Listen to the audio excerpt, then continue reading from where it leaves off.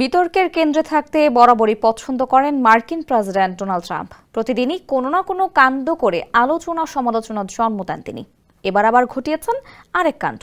নিজ মালিকানাধীন সামাজিক মাধ্যম ট্রুথ সোশ্যালে এআই দিয়ে বানানো এক ভিডিও পোস্ট করে নতুন করে তৈরি করলেন তোলপাড়। কারণ সাবেক মার্কিন প্রেসিডেন্ট বারাক ওবামাকে গ্রেপ্তারের ভিডিও ছিল সেটি। সোমবার ট্রুথ সোশ্যালে ভিডিওটি পোস্ট করেন তিনি। ভিডিওটির শুরুতে ওবামাকে বলতে শোনা যায়, বিশেষ করে প্রেসিডেন্টও আইনের ঊর্ধ্বে নন। এরপর বিভিন্ন মার্কিন রাজনীতিকদের বক্তব্যের দৃশ্য দেখা যায়, যেখানে তারা বলছেন কেউ আইনের ঊর্ধ্বে নন।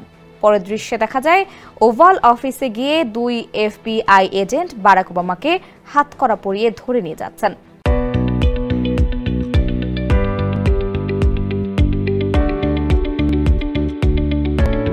পাশেই একটি চেয়ারে বসে হাসি মুখে এই পুরো ব্যাপারটি উপভোগ করছেন ডোনাল্ড ট্রাম্প।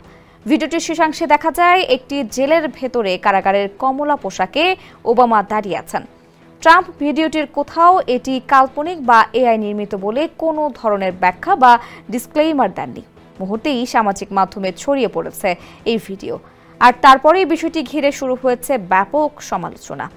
এ ধরনের একটি পোস্ট করে দায়িত্ব জ্ঞানহীনতার পরিচয় দিয়েছেন ট্রাম্প, এমনটাই বলছেন সমালোচকরা।